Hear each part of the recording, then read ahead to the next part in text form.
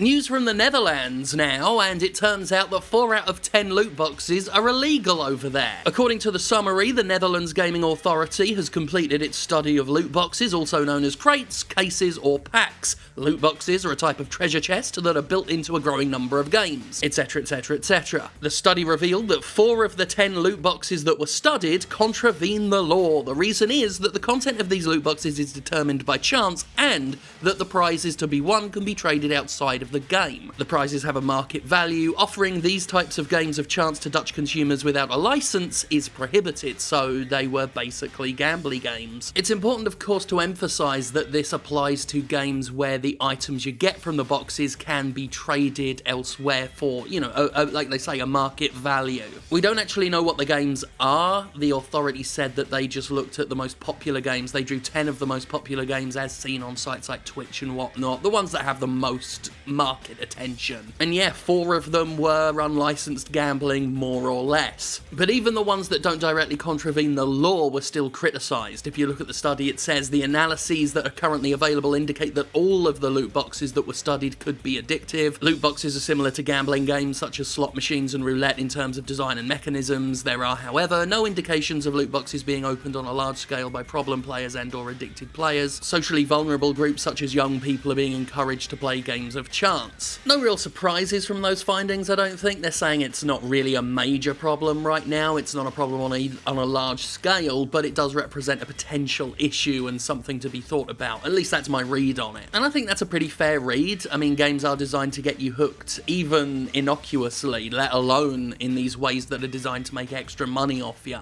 Returning back to the ones that have been deemed unlicensed gambling, the study says that the risk potential very much depends on how the loot box is offered. The loot box with a higher score have integral... the score is a risk assessment score. Exactly how likely is it that the loot box in question could encourage addictive behaviour, etc, etc, etc. So, the loot boxes with a higher score have integral elements that are similar to slot machines. With these loot boxes, there is very often a higher jackpot. Where the virtual goods are transferable, players can keep opening unlimited boxes, multiple visual and sound effects are added, and a near miss effect is used. According to the tool they used, the evaluation tool to work this all out, the loot boxes with a higher score are comparable with blackjack or roulette in terms of addiction potential, while the lower scoring loot boxes are about on par with like a little bingo hall. Now it needs pointing out, and this goes back to what I've said in other videos about how the law needs to actually catch up with the tech. The tool they used was designed originally for games that involved cash, actual cash prizes and stuff like that. So they say some care is therefore required in interpreting the results from this tool.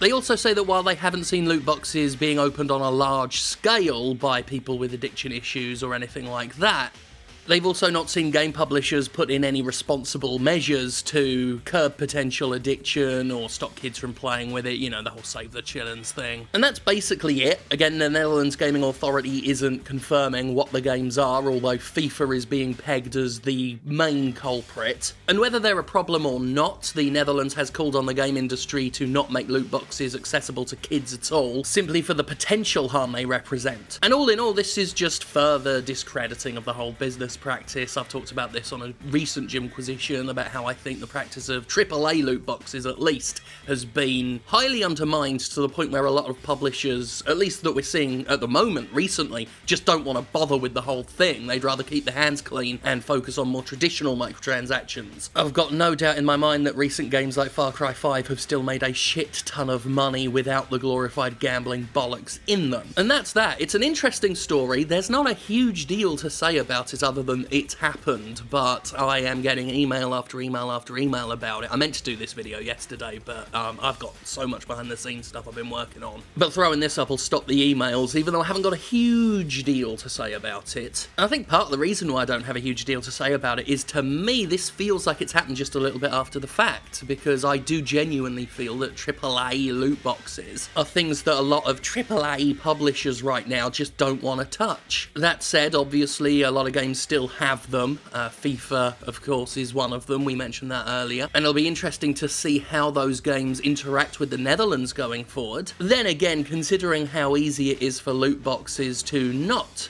circumvent the law. 6 out of 10 didn't. It shouldn't take much of a change for games like FIFA to be tweaked and exclude that thing that's making them illegal, the outside market value.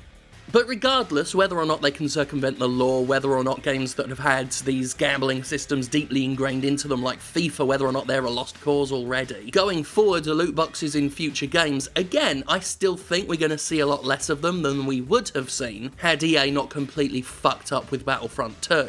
That is, after all, why all of this is happening, and I do hope that executives who are looking forward to jumping on the legal gambling gravy train understand that Electronic Arts fucked it up for everyone. 'Cause it's funny.